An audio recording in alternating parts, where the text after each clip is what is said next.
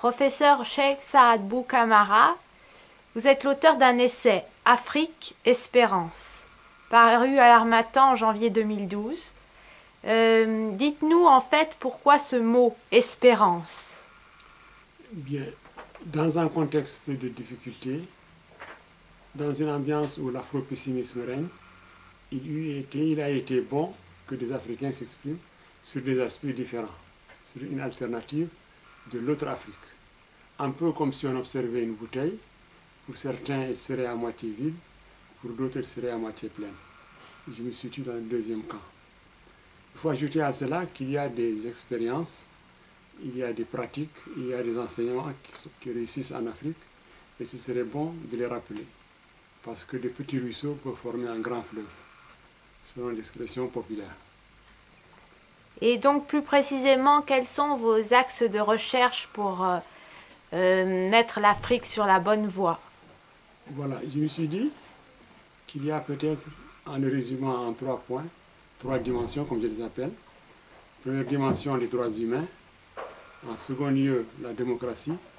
Et en troisième lieu, le développement durable. Avec ces 3 D, on pourrait trouver une transversalité dans un certain nombre d'axes qui peuvent concourir à la réussite de ce qui se passe en Afrique. Il faut souligner qu'il y a un déficit démocratique en Afrique. Il faut aussi revenir sur toutes les insuffisances, notamment le sida, la tuberculose, le paludisme et bien d'autres éléments qui sont négatifs. Mais il y a du positif, et c'est ce positif-là qu'on est parti chercher et qu'on a essayé de présenter selon pas une recherche, mais selon des expériences, des analyses et des enseignements vécus en Afrique. Donc cet essai est le fruit de 30 ans de recherche. Comment vous vous y êtes pris pour mener à bien cette recherche? Bien, disons que ça s'est décanté.